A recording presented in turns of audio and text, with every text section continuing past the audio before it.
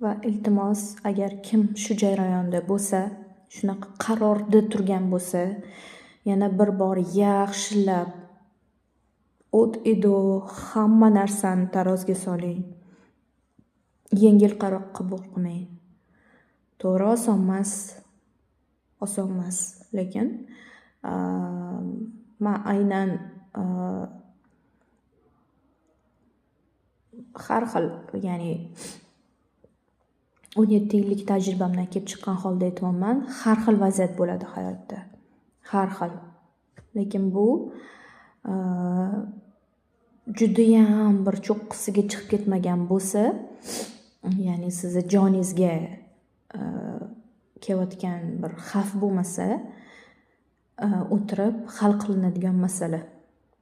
Ko'proq o'zingizni ichki analizingizdan va ilm orqali hal qilinishi mumkin bo'lgan masala. Yana bir bor yaxshilab o'ylab ko'ring.